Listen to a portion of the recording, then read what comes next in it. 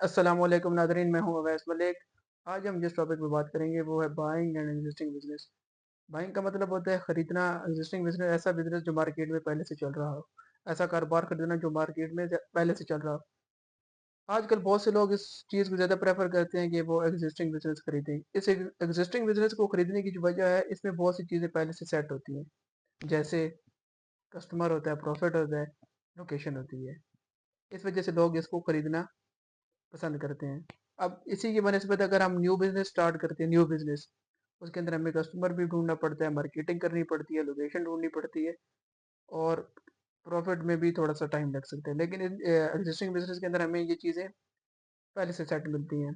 अब existing business को ये चीज़ें तो हमें मिल गई, अब एक्जिस्टिंग बिज़नेस को खरीदते वक़्त किन चीज़ों का फ़र्स्ट ऑफ ऑल हमें ख़्याल रखना चाहिए? मतलब सबसे पहले अगर हम कोई फ्रेंचाइज़ खरीद रहे हैं, अगर हम किसी ब्रांड की कोई फ्रेंचाइज़ खरीद रहे हैं, तो वो देखना चाहिए कि वो ब्रांड से रजिस्टर्ड है, वो ब्रांड ने फ्रेंचाइज़ बेची है, जो हम खरीद रहे हैं। नंबर 2, अगर वो कोई हम ब्रांड खरीद रहे हैं, तो वो पहले से टैक्स दे रहा था, उसके पास टैक्सेस रिकॉर्ड है। नंबर 3, उसके पास लाइसेंस है, उस फ्रेंचाइज़ का लाइसेंस है जो हम खरीद रहे हैं। ये चीज़ें हमें इनका ख़्याल रखना चाहिए मतलब खरीदते वक़्त। अब जो एक्जिस्टिंग बिज़नेस के जो बेनिफिट्स हैं, वो ये हैं, सबसे पहला कस्टमर होते हैं। ज़्यादा इसके अंदर हमें मार्केटिंग करने की ज़रूरत नहीं होती क्योंकि इसकी मार्केट पहले से ही हुई होती है। नंबर 3, इसकी मार्केटिंग स्ट्रैटेजी हम चेंज कर सकते हैं बट मार्केट के अंदर इसके पास जगह होती है। इसके पास लोकेशन होती है। उसके अलावा इसके पास ट्रस्ट होता है, इसके पास जो स्टाफ होता है वो ट्रेंड होता है।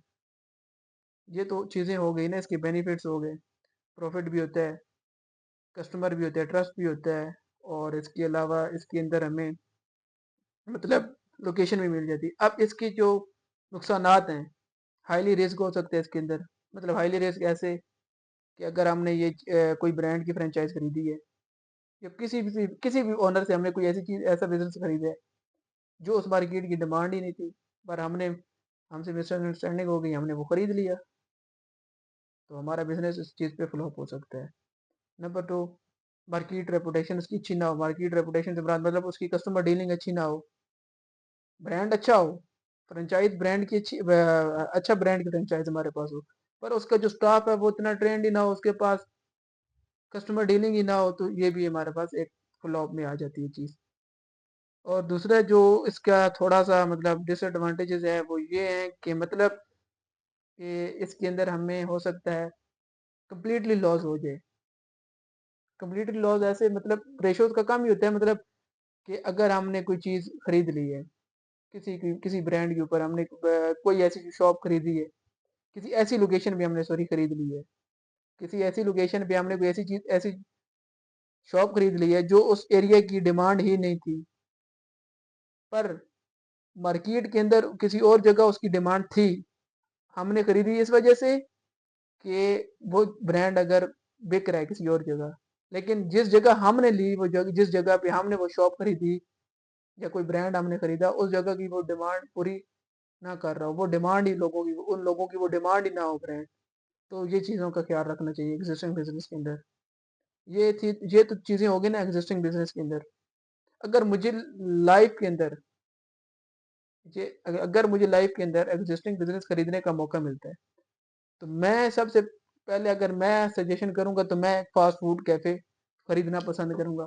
अब फ़ास्ट फूड कैफ़े खरीदना इस वजह से मैं पसंद करूँगा, इस चीज़ की डिमांड हर जगह रही है, फ़ास्ट फूड की। बच्चों को, बड़ों को, मेल्स को, फीमेल्स को, आपको भी पता है, सबको पता है कि इस चीज़ की डिमांड हर जगह ही रही है।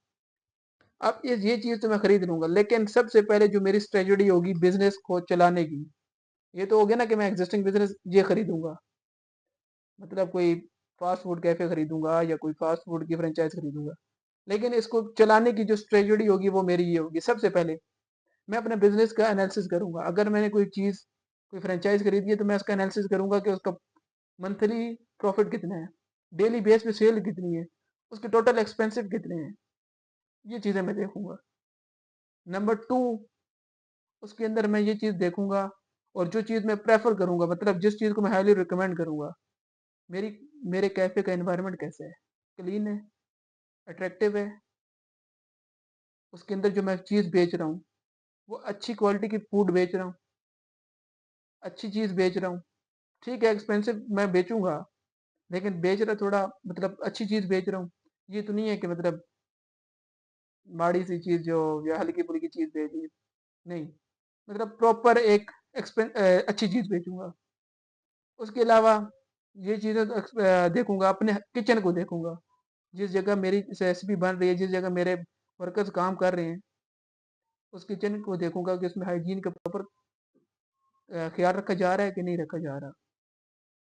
उसके अंदर मतलब कोई ऐसी कोई वीक पॉइंट तो नहीं है मेरे बिज़नेस उस चीज़ के अंदर, बिज़नेस के अंदर, जिसकी वज़ह से मेरा बिज़नेस थोड़ा-सा फ्लॉप हो रहा हो, ये देखूँगा।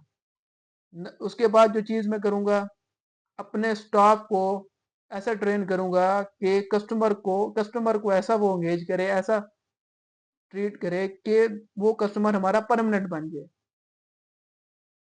मतलब वो कस्टमर किसी और जगह जाए ही ना, मतलब हमारा परमानेंट कस्टमर बन जाए। उसके अलावा जो चीज़ मैं देखूँगा, अपने स्टाफ को सिखाऊँगा एक जैसा यूनिफ़ॉर्म।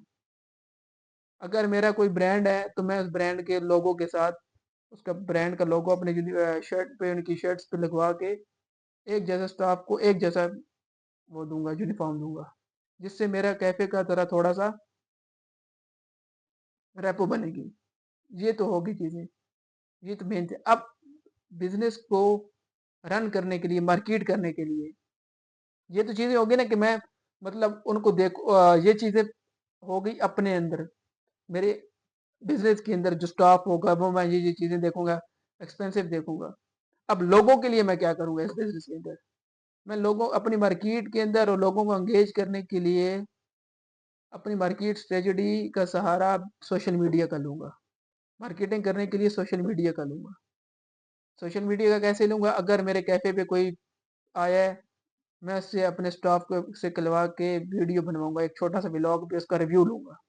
रिव्यू लेने के बाद मैं अपने ही जो मेरा ब्रांड का पेज होगा उसी के ऊपर अपलोड करूँगा। अपलोड करने के बाद वो टिकटॉक पे अपलोड करूँगा, फेसबुक पे अपलोड करूँगा, इंस्टा पे अपलोड करूँगा। यूथ को मैं अपनी तरफ एंगेज करूँगा इस तरीके से। जब ये चीज़ हो गई, उसके अलावा मैं अपने इस बिज़नेस के अंदर होम डिलीवरी दूँगा। मेरी जो स्ट्रेटजी होगी मार्केटिंग की, मतलब होम डिलीवरी, क्योंकि आजकल बहुत से लोग मतलब कहते हैं कि यार घर ही चीज़ आ जाए, अब इधर कौन जाए? मतलब मैं ये सर्विस भी प्रोवाइड करूँगा। उसके अलावा क्या कहते हैं, जो मेरी मार्केट स्ट्रेटजी होगी, मैं ऑफर्स लगाऊँगा। मतलब ऑफर्स ऐसे, अगर मेरे यहाँ एक ऑफर स्मॉल पिज़्ज़ा, पास्ता और फिंगर फ्राइज़, ये मतलब टोटल बन रहे हैं ₹1200 के।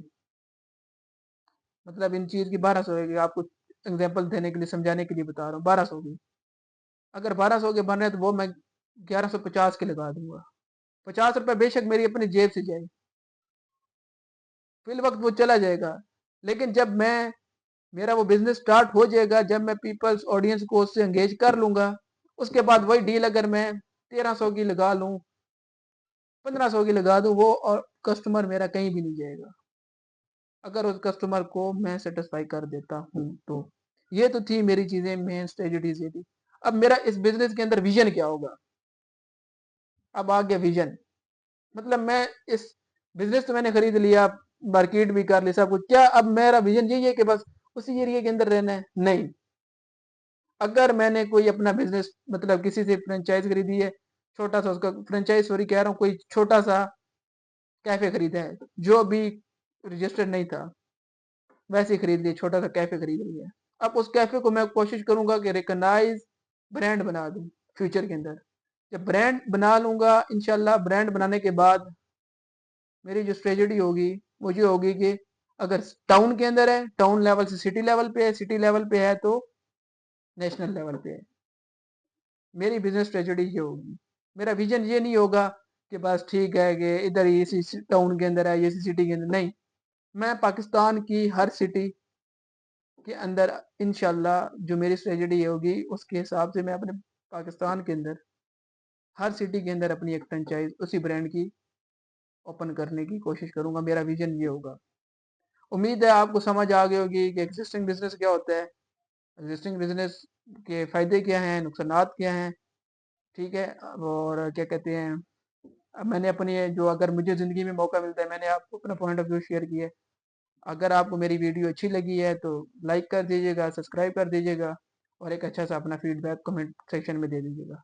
और अगर आपके पास कोई और आइडिया है, मतलब मेरे पास ये फूड वाला था, अगर आपके पास कोई और आइडिया एग्जिस्टिंग बिजनेस वाला तो प्लीज़ मुझे रिकमेंड कीजिएगा कमेंट सेक्शन के अंदर।